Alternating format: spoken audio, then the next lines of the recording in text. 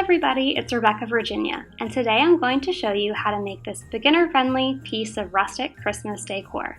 Here's everything that you'll need to make this project on your own.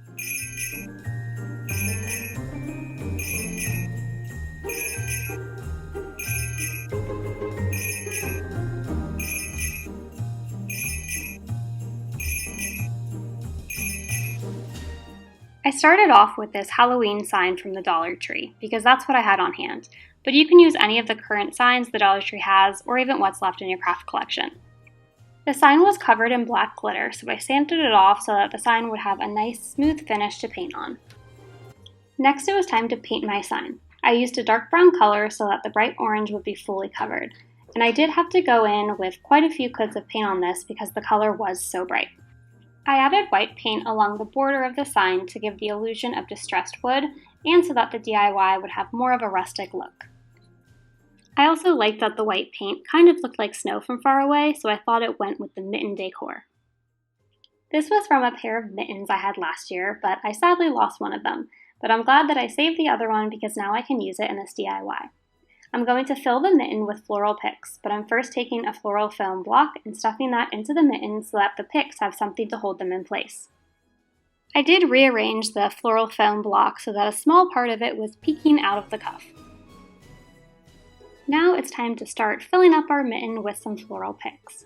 These garland pieces are actually from a garland pick set, and I just cut them into smaller pieces, and all of the other floral picks I'm using are also from the Dollar Tree. To add some texture into the arrangement, I added a large pine cone and some pieces of iced willow. Lastly, I added a cluster of holly berries to give some color. I folded the cuff of my mitten so it fit on my board better and pushed down the floral foam. Then I took some jute and wrapped it around twice the cuff of the mitten, and then I tied it with a knot.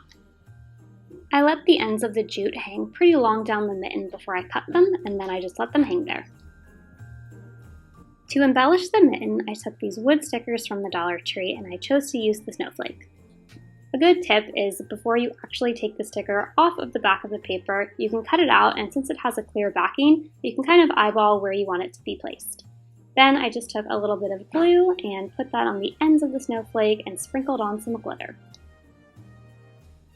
To embellish the wood sticker further, I hot glued a jingle bell to the center of the snowflake, and then I hot glued that onto the center of the mitten. I thought my wood sign was looking a little plain, so to add some excitement to it, I took a snowflake stencil I got at the Crafter's Square section of the Dollar Tree and gently dabbed white paint onto the stencil. When stenciling, less is really more. You don't want to grab too much paint on your paintbrush because if you do, it will bleed underneath the stencil. Now we're going to make the tag that's going to hang off of our mitten.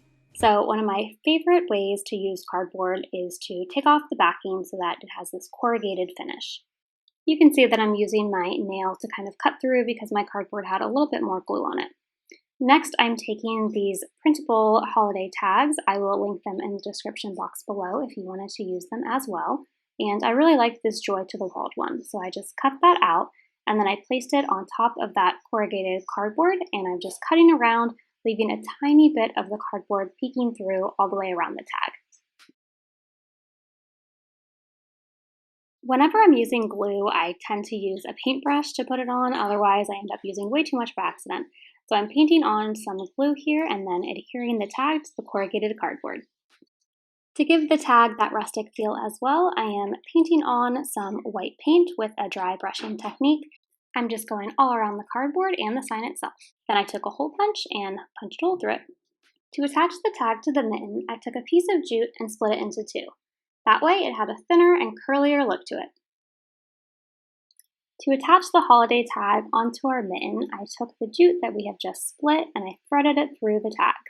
Then I made a knot at the top of it, and it was a little bit hard at first trying to determine what length I wanted my tag, but once you figure out how long you want your tag to be, you can just tie a small knot at the very top of it and cut off any excess. To attach the mitten to the sign, I used a command hook. I hooked the jute onto it, then positioned it on the board where I liked before pressing down firmly and adhering the command hook to the sign. You can definitely hot glue the mitten down if you would like, but I have a feeling that I'm going to end up repurposing this sign for other DIY projects, so I wanted to have a hook so it was more of a temporary decor piece. I then adhered the holiday tag to the sign using a small piece of tape. The sign originally had a jute hanger, so I'm taking a new piece of jute this time and making it a little bit longer, and I wove it through the backs so that the knot would be in the back and you wouldn't see it from the front or even at the top. Then I just trimmed off the excess and you can see that the knot is not visible from the front. And that is everything you need to do to create your own rustic Christmas sign. Thanks for watching. If you want to see more videos like this one, make sure to hit the subscribe button down below. Until next time, keep searching, keep creating.